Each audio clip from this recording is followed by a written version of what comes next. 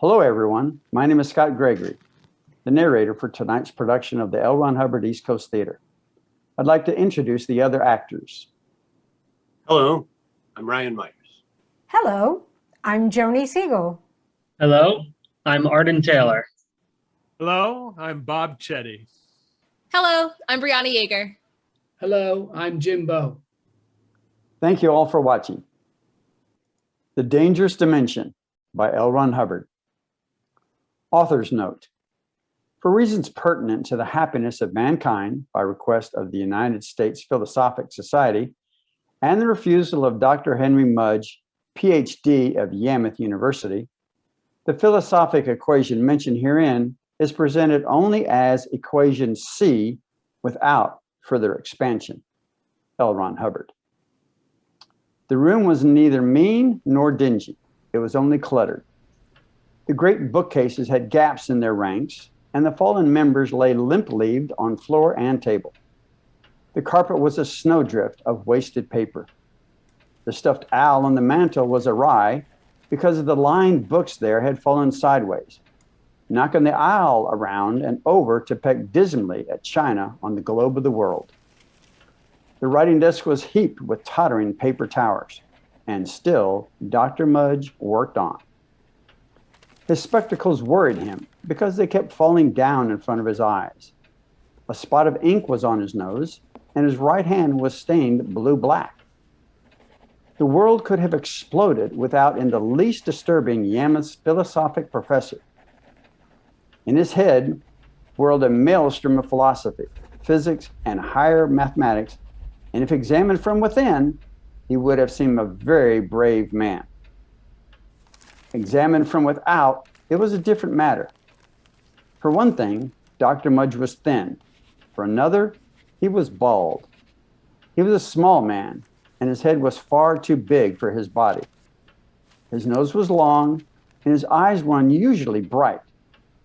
His thin hands gripped book and pen as every atom of his being was concentrated upon his work. Once he glanced up at the clock with a worried scowl. It was 6:30, and he must be done in half an hour. He had to be done in half an hour. That would give him just time enough to rush down to the university and address the United States Philosophic Society. He had not counted on this abrupt stab of mental lightning. He had thought to deliver a calm address on the subject. Was Spinoza right in turning down the professorship of? But when he had begun to delve for a key to Spinoza, a truly wonderful idea had struck him, and out he had sailed at 2 that day to dwell wholly in thought. He did not even know that he was cramped from sitting so long in one place. Henry! Came the clarion call. Henry failed to hear it. Henry! Again, he did not look up.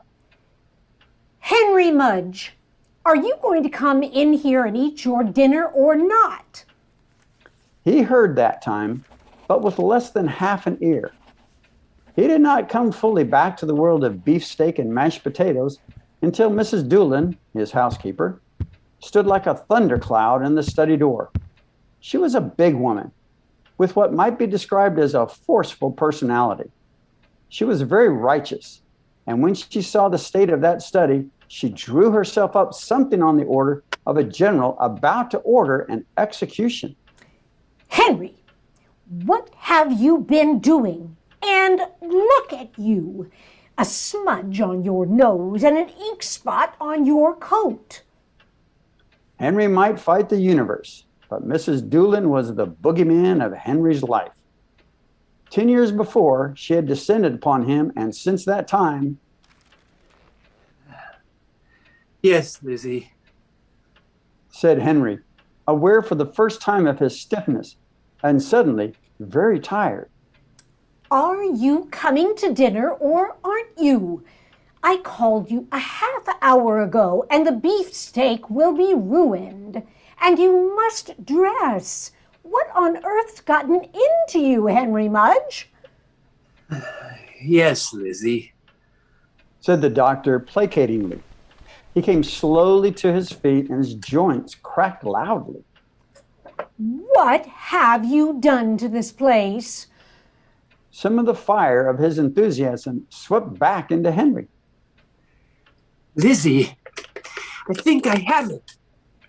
And with that thought swept even Lizzie Doolin out of the room as far as he was concerned. He took a few excited steps around the table, raised his glasses up on her forehead, and gleamed. Lizzie, I think I've got it. What? Demanded Lizzie Doolin. The equation. Oh, this is wonderful. This is marvelous. Lizzie, if I'm right, there is a condition without dimension. A negative dimension, Lizzie. Think of it. And all these years, they have been trying to find the fourth positive dimension, and now, by working backwards... Henry Mudge, what are you talking about? But Henry had dived into the abstract again, and the lightning was flashing inside his head. The negative dimension. Epistemology. What? He scarcely knew she was there. Look, think of it. You know what you can do with your mind. Mentally, you can think you're in Paris. Then zip, your mind has mentally taken you to Paris. You can imagine yourself swimming in a river. And zip, you are mentally swimming in a river. But the body stays where it is. And why, Lizzie? Why? Henry Mudge. But there is a negative dimension. I am sure there is. I've almost formulated it, and if I can succeed... Henry Mudge, your dinner is getting cold. Stop this nonsense. But he had not heard her. Suddenly, he gripped his pen and wrote. And on that blotted piece of paper was set down Equation C. He was not even aware of any change in him, but half his brain began to stir like an uneasy beast. And then the other half began to stir and mutter. And on the sheet before him was Equation C. Henry Mudge, if you don't come in here and eat your dinner this very minute. She advanced upon him as an elephant moves upon the dog. Henry knew in that instant that he had gone too far with her, and half his brain recognized the danger in her. For years, he had been in deadly terror of her. Oh, I wish I was in Paris. Henry shivered to himself, starting to back up. Cognac, monsieur? Said the waiter. Eh? Gaped Henry, glancing up from the sidewalk table. He could not take it in. People were hurrying along the Rue de la Paix, going home as the hour was very late. Some of the cafes were already closing. Cognac or vin blanc, monsieur? Insisted the waiter. Really? I don't drink. Is this Paris? Of a certainty, monsieur. Perhaps one has already had a sip too much? No, I don't drink. Said Henry, frightened to be in such a position. The waiter began to count the saucers on the table. Then monsieur has done well for one who does not drink. 40 francs, monsieur. Henry guiltily reached into his pocket, but his ink-stained jacket was not his street coat. He had carpet slippers on his feet. His glasses fell down over his eyes, and his searching hands told him that he possessed not a dime. Please, I'm out of funds. If you would let me... So? Cried the waiter, suavity vanishing. Then you will pay just the same. Gendarme! Gendarme! Oh... Shivered Henry and imagined himself in the peaceful security of his study. Lizzie was gaping at him. Why, Where did you go? Oh, it must be my eyes. I know it must be my eyes. Those fainting spells did mean something then. Yes, I'm sure of it. She glanced at the clock. Look, you haven't eaten dinner yet. You come right into the dining room this instant. Meekly, but inwardly aghast, Henry tagged her into the dining room. She set a plate before him. He was not very hungry, but he managed to eat. He was greatly perplexed and upset. The negative dimension had been there after all, and there was certainly no difficulty stepping into it and out of it. Mind was everything then, and body nothing. Or mind could control body. Oh, it was very puzzling. What are you dreaming about? Get upstairs and get dressed. It's 7 this very minute. Henry plodded out into the hall and up the stairs. He got to his room and saw that his things were laid out. Oh, it was very puzzling, he told himself, as he sat down on the edge of the bed. He started to remove one carpet slipper and then scowled in deep thought at the floor. 20 minutes later, Lizzie knocked at his door. Henry, you're late already. He started guiltily. He had not even taken that slipper off. If Lizzie found him in there, she was starting to open the door.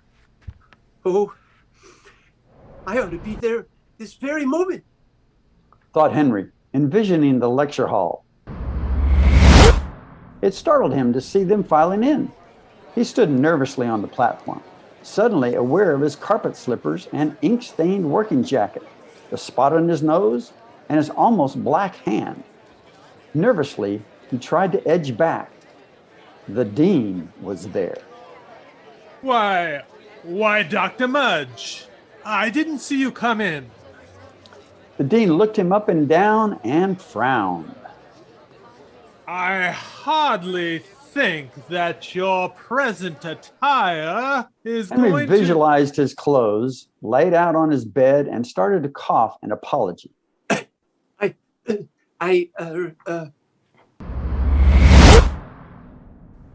What's that, Henry? My heavens, where are you? In here, Lizzie. Said Henry on the edge of his bed. She bustled into the room. Why, you're not dressed. Henry Mudge, I don't know what is happening to your wits.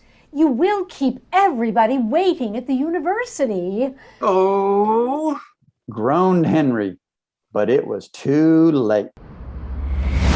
My dear fellow, Said the dean, startled. what happened to you? I was saying that I scarcely thought it proper. please, But that was as far as Henry got. I know it's my eyes. stop. Don't say anything. Please don't say anything. Please don't say anything. Suddenly, she was all concerned. Why, you're pale, Henry. Don't you feel well? No, I mean, yes. I'm all right, but don't suggest anything. But how could he state it? He was frightened half to death by the sudden possibilities which presented themselves to him. All he had to do was visualize anything, and that scene was the scene in which he found himself. All anybody had to do was suggest something, and zip, there he was. At first, it had been a little difficult, but the gigantic beast thought had risen into full power. You dress. But he was afraid to start disrobing. What if he thought, no, he must learn to control this. Somehow he had missed something. If he could get the entire equation straight and its solution, he would have the full answer. But thought was drunk with power and would not be denied. Henry rushed past Mrs. Doolan and down the steps to his study. He quickly sat in his chair and gripped his pen with determination. There was equation C. Now, if he could solve the rest of it, he would be all right. He only had to substitute certain values. Lizzie had followed him down. Henry, I think you must be going crazy. Imagine keeping all those men waiting in the lecture hall. Henry groaned and heard the dean say, It was to be our pleasure this evening that we hear from Dr. Mudge on the subject of... Somebody twitched at the dean's sleeve. He's right beside you. The dean looked, and there was Henry. Tweed jacket, ink stains, carpet slippers, and all. Beads of perspiration were standing out on Henry's bulging forehead. Go right ahead. I do not approve of your attire, but it's too late now.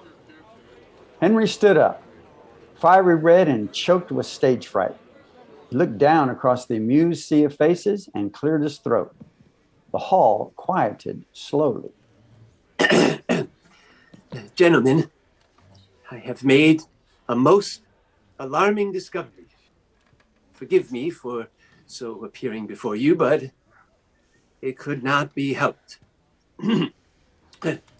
Mankind has long expected the existence of a state of mind wherein it might be possible to follow thought. However, his lecture presence broke as he recalled his carpet slippers. Voice nervous and key jumpy, he rushed on.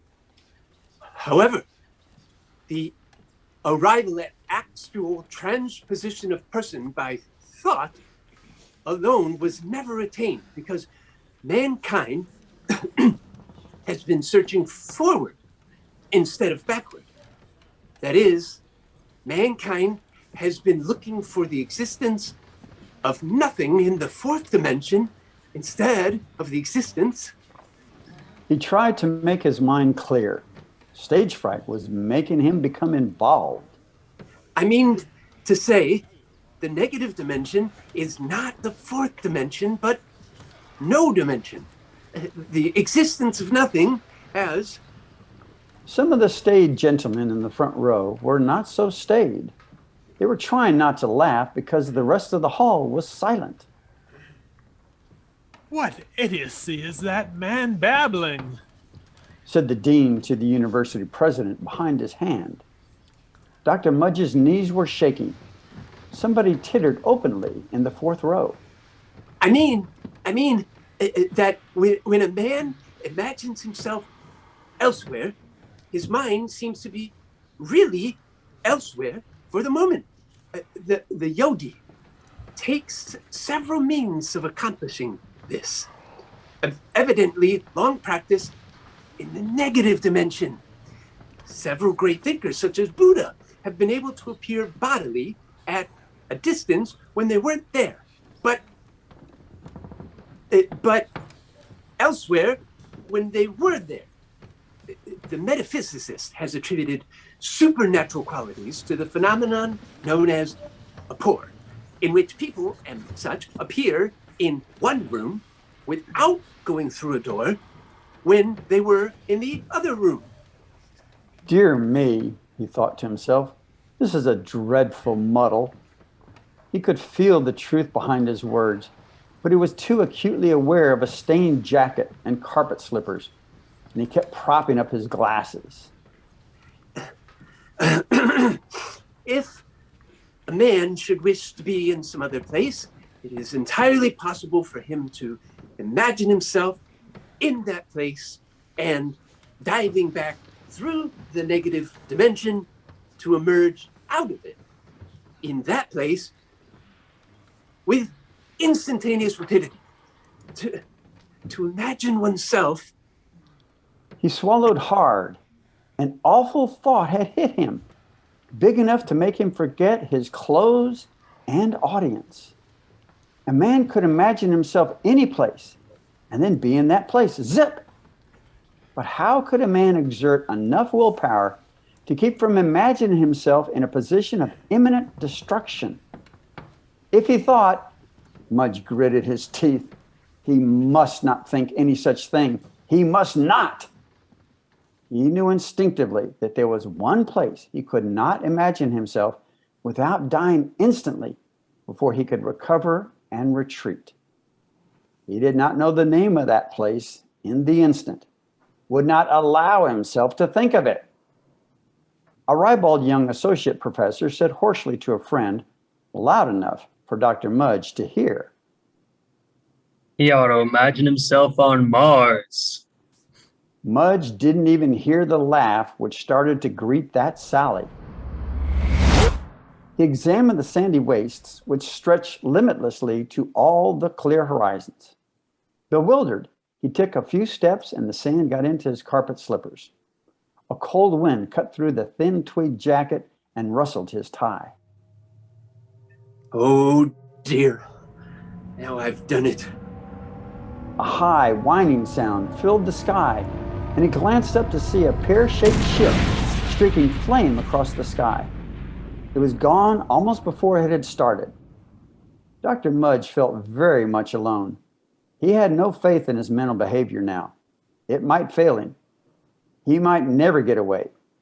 He might imagine himself in an emperor's palace with sentries. The diamond floor was hard on his eyes, and lights blazed all around him. A golden throne reared before him, and on top of it sat a small man with a very large head, swathed in material which glowed all of itself. Mudge couldn't understand a word that was being said because no words were being said, and yet they all hit his brain in a bewildering disarray. Instantly, he guessed what was happening. As a man's intention can be telepathed to a dog, these superior beings battered him mentally as he had no brainwave selectivity. He had guessed the human mind would so evolve, and he was pleased for an instant to find he had been right. But not for long. He began to feel sick in the midst of this bombardment. All eyes were upon him in frozen surprise. The emperor shouted and pointed a small wand. Two guards leaped up and fastened themselves upon Mudge. He knew vaguely that they thought he was an inferior being, something like a chimpanzee or maybe a gorilla. And indeed, so he was on their scale of evolution. The ruler shouted again, and the guards breathed hard and looked angrily at Mudge. Another man came sprinting over the diamond floor, a flare-barreled gun gripped in his hand. Mudge began to struggle. He knocked the guards aside with surprising ease. Wildly, he turned about, seeking a way out, too confused by light, thought waves, and sound to think clearly and remember.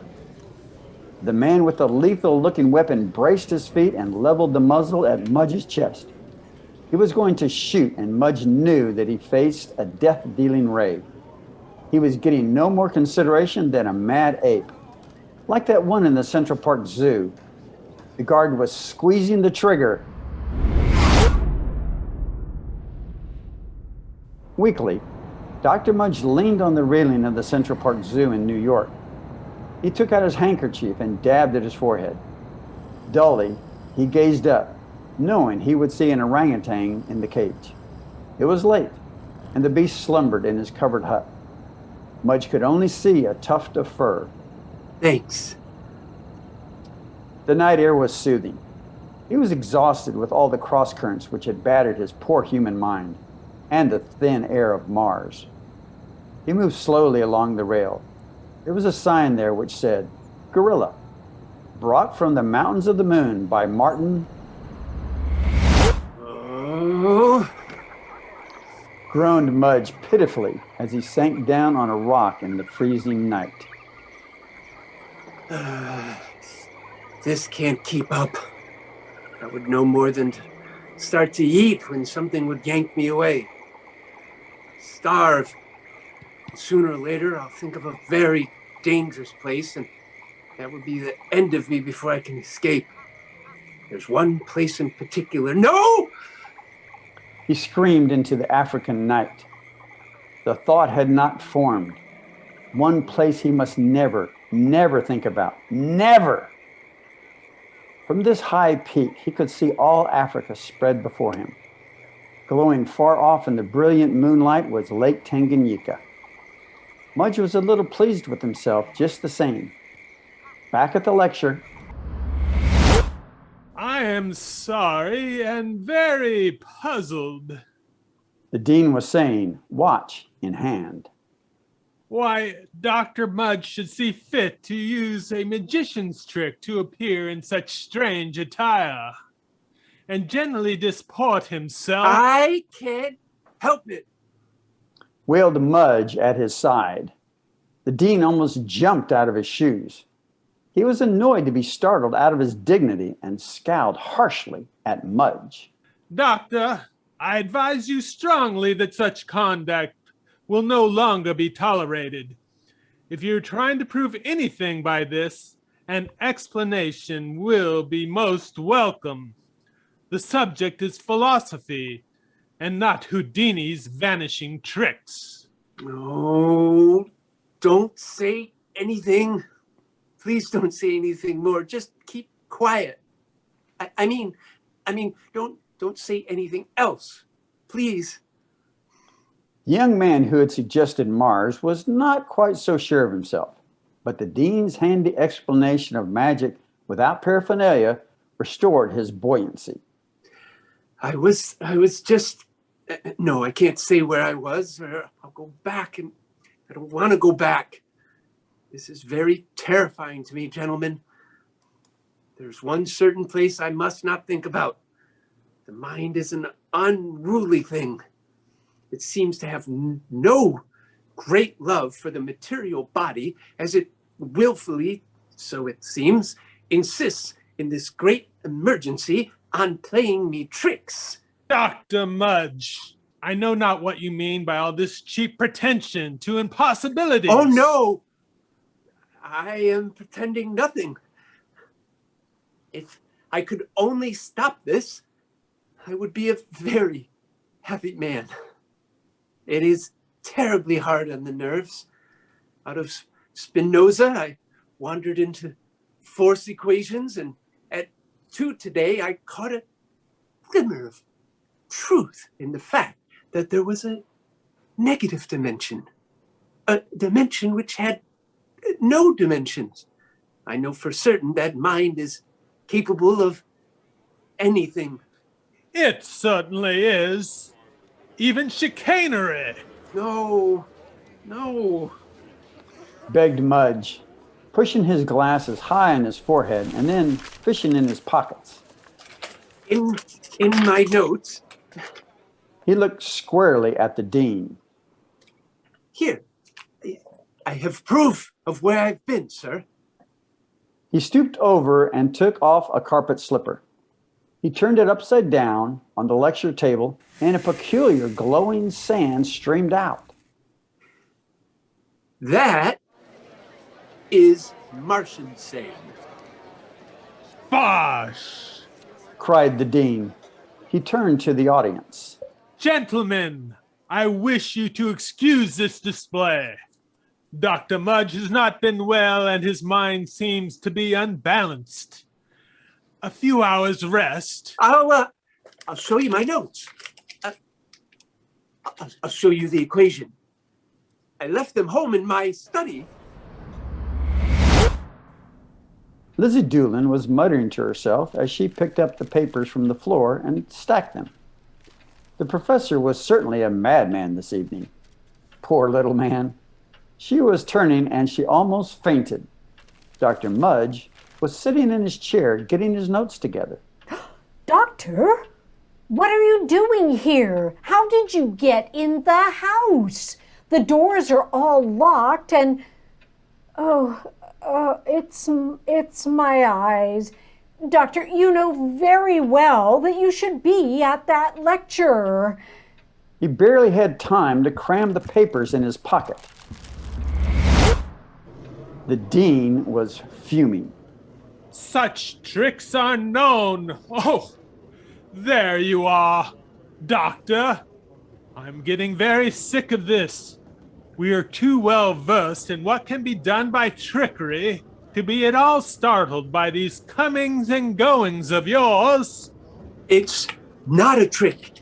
Look, I have my notes. And I suppose you brought back some vacuum from the moon, this? It was so cold that Mudge was instantly blue all over. He could feel himself starting to blow up as the internal pressure fought for release.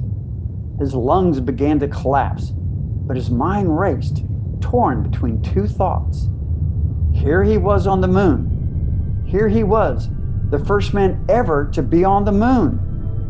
And all the great volcanoes reared chilly before him, and an empty sea of dreams fell away behind him. Barren rock was harsh beneath his feet, and his weight was nothing.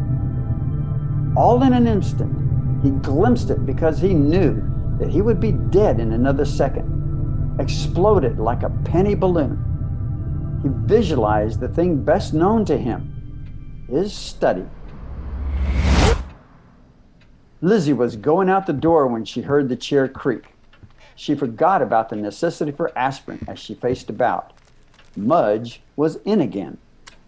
Doctor, Stormed Lizzie, an Amazon of fury.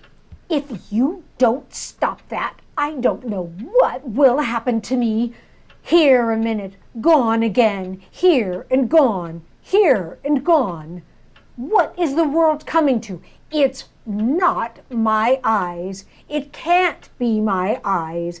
I felt over the whole room for you, and not so much as a hair of your head was here. What kind of heathen magic have you been stirring up? You've sold your soul to the... Stop! Screamed Mudge. He sank back, panting. That had been close. But then, that had not been as close as that other thing which he dared not envision. He chopped the thought off and started back on another. Maybe there isn't. Oh, I've got the test right here. Can I throw myself back and forth between life and death? He had said the word. Death. He said again, more distinctly, and still nothing occurred. He breathed easier. He could not go back and forth through time, as he had no disconnection with the time stream. He could whisk himself about the universe at will, or against his will, but he was still carrying on in the same hours and minutes. It had been dark in Africa, almost morning. No! He yelled. Lizzie jumped a foot and stared to see if Mudge was still in his chair. Whatever are you up to? Demanded Lizzie angrily. You frighten a body out of her wits. Something awful is going on. I tried to tell you before dinner, but you wouldn't listen. I can imagine I am someplace and be in that someplace. This very instant, I could imagine something and zip, I'd be someplace else without walking through doors or anything. Lizzie almost broke forth anew, but it awed her a little. She had seen Mudge appear and disappear so often this evening that this was the only explanation which she could fit. Mudge looked tired. But I'm afraid, Lizzie. I'm terribly afraid. If I don't watch myself, I might imagine I was in some horrible place, such as no! I might imagine I was someplace where I know! He yelled again. Those shouts were like bullets to Lizzie Doolin, but she was still awed, a little. Mudge held his head in his hands. And I'm in trouble. The dean will not believe what is happening to me. He calls me a cheat. No! What do you keep yelling for? so I won't go sailing off. If I can catch a thought before it forms, I can stay put. He groaned and lowered his head into his hands. But I am not believed. They think me a cheat. Oh, Lizzie, I'll lose my professorship. We'll starve. She was touched and advanced slowly to touch his shoulder. Never you mind what they say about you. I'll beat their heads in, Henry, that I will. He glanced up in astonishment at her. She had never shown any feeling for him in all these 10 years. She had bullied him and driven him and terrified him. She was conscious of the tenderness and brushed it away on the instant.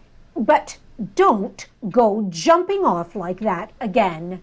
Drive over to the university in your car like a decent man should. Yes, Lizzie. He got up and walked toward the door. Her jaw was set again. Mind what I tell you. Your car now, and nothing fancy. Yes, Lizzie. They're waiting. He couldn't stop that thought, and the hall was clearly in vision, and there he was. The dean had his hands on both hips as he saw that Mudge was here again. The dean wagged his head from side to side and was very angry, almost speechless. The audience tittered. Have you no respect? How dare you do such things when I am talking to you? I was saying that next time you'll probably... Shut up! Shouted Mudge in desperation. He was still cold from his trip to the moon. The dean recoiled. Mudge was a very mild little fellow, with never anything but groveling respect for everybody. And these words from him. I'm sorry. You mustn't say things or you'll send me off somewhere again. Now, don't speak. Mudge, you can be assured that this performance this evening will terminate your... Mudge was desperate. Don't! You might say something. The audience was delighted and laughter rolled through the hall. Mudge had not realized how his remark would sound. The dean had never been anything but overbearing, and now with his dignity flouted, he turned white. He stepped stiffly to the president of the university and said a few words in a low voice.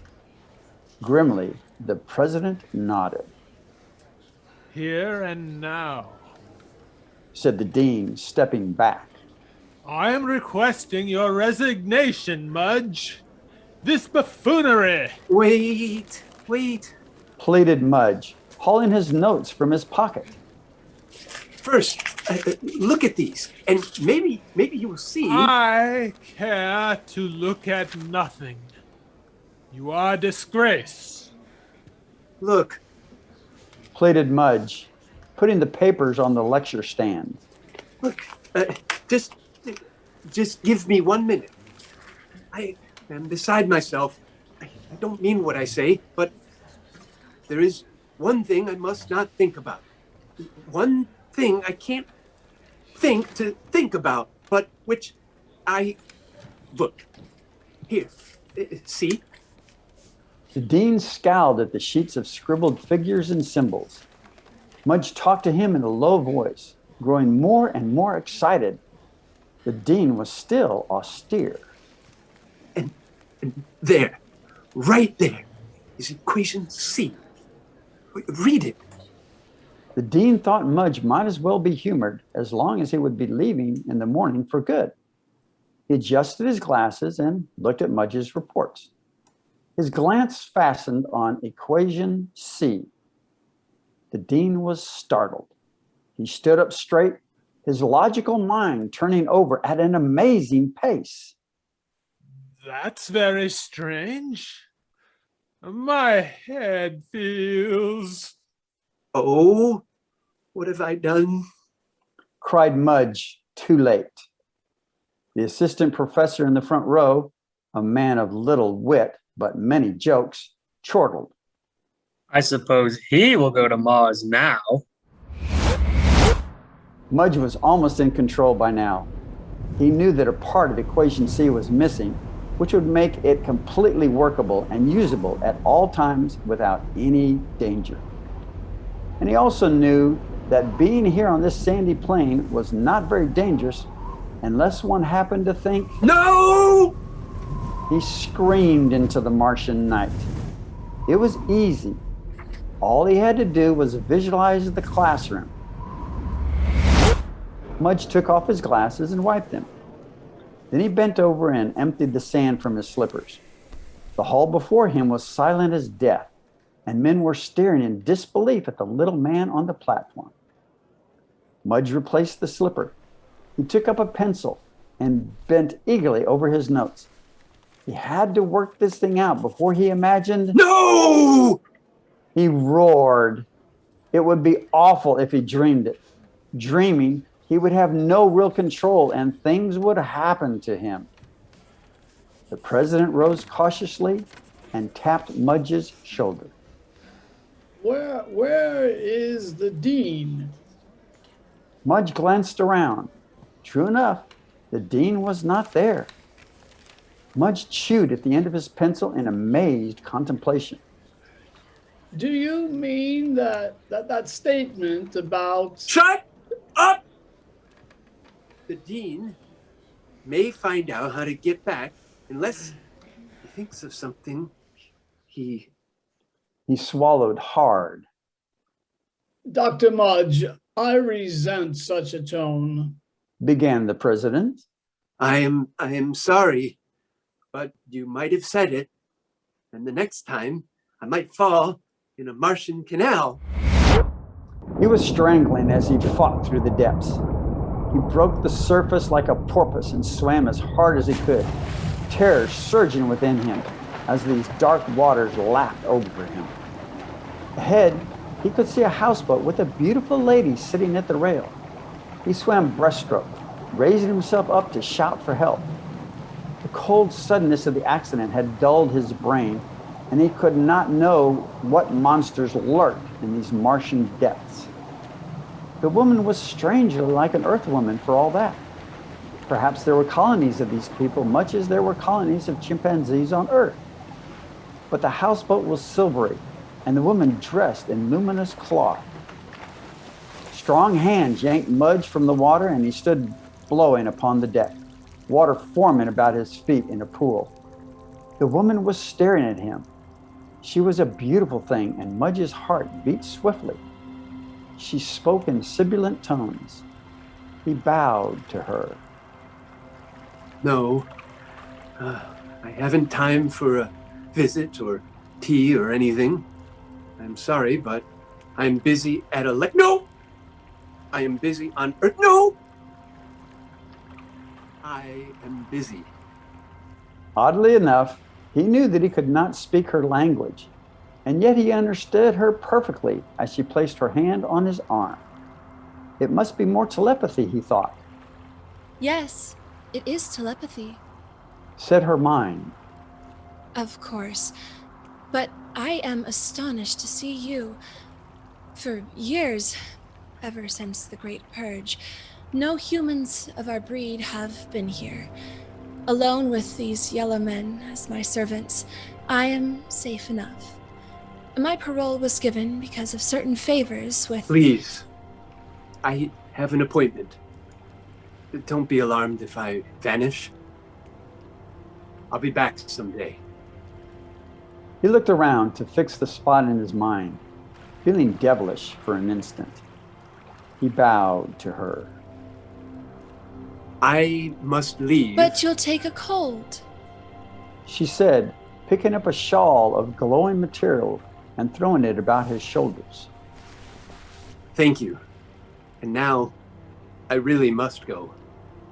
Again he bowed and envisioned the classroom this time.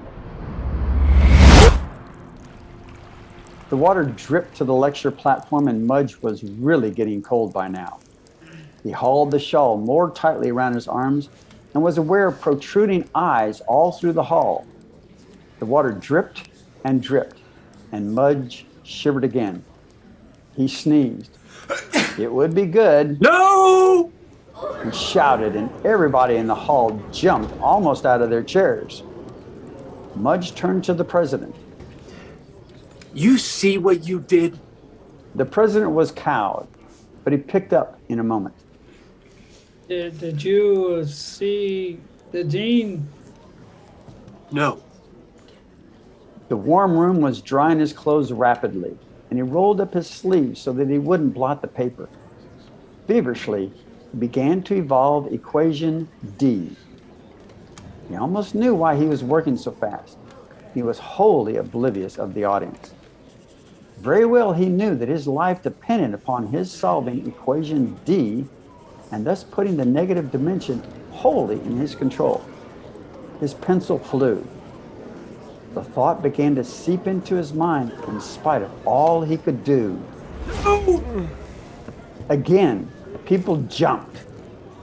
There was a grunt at his elbow, and there stood the dean. He had sand in his gray hair, and he looked mussed up. So, you got back?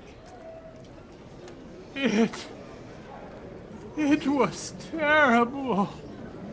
Moaned the dean in a broken voice. Don't say it. Doctor, I apologize for all I said to you. He faced the crowd. I can verify amply everything that has happened here tonight. Dr. Mudge is absolutely He correct. paused to swab his face and spit sand out of his teeth. About the negative dimension. I have the uneasy feeling, however, that it is a very dangerous dimension. A man might... Stop! He was working at a terrific pace now, and the paper shot off the stand to the floor as he swept it aside. He grabbed a new sheet. He knew he was working against death, knew it with all his heart. That thought would not long be stayed.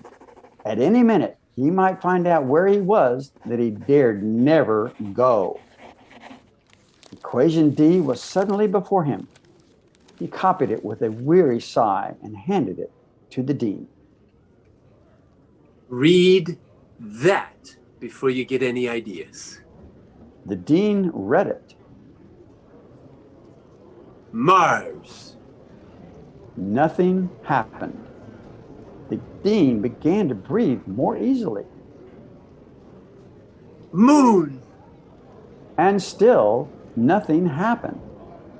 Mudge faced the audience. Gentlemen, I regret the excitement here tonight. It has quite exhausted me. I can either give you equations C and D, or... No! Said the dean. No! Coursed the crowd. I am frightened of it. I could never prevail upon myself to use it under any circumstances less than a falling building. Destroy it. Mudge looked around and everybody nodded. I know this, but I will never write it again. And so saying, he tore it up into little bits. His wet coat making it possible for him to wad the scraps to nothingness, never again to be read by mortal man. Gentlemen, I am chilly, and so, if you will excuse me, I will envision my study and... Lizzie was crying. Her big shoulders shook as she hunched over in the doctor's chair. Oh, I just know something will happen to him. Something awful.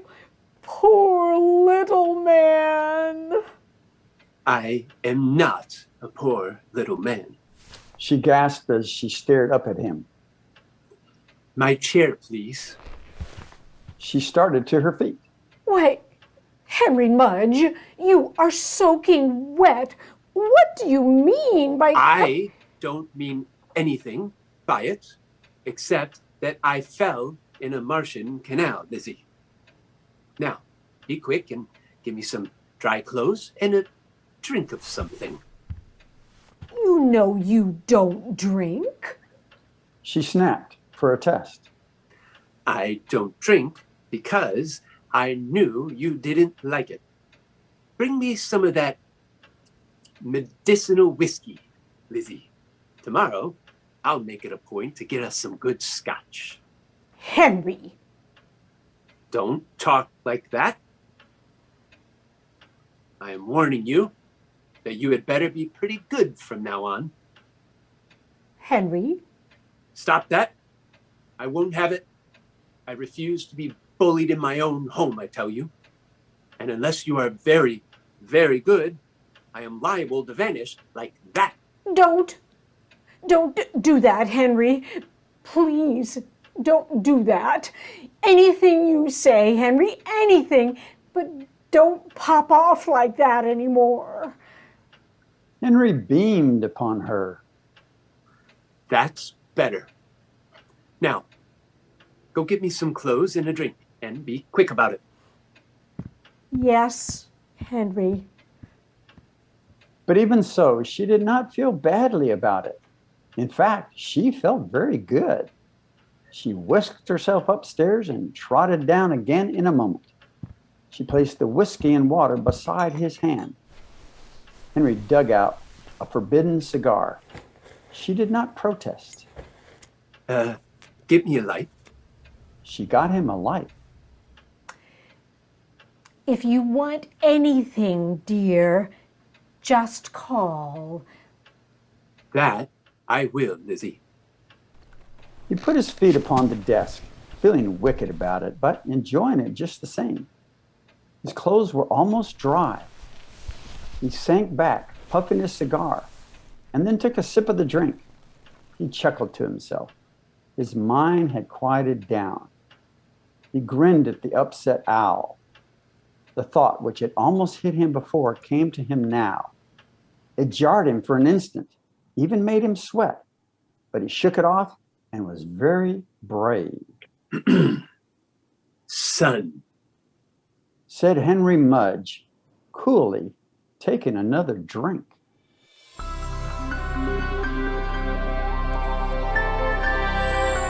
Happy holidays! Happy Holidays!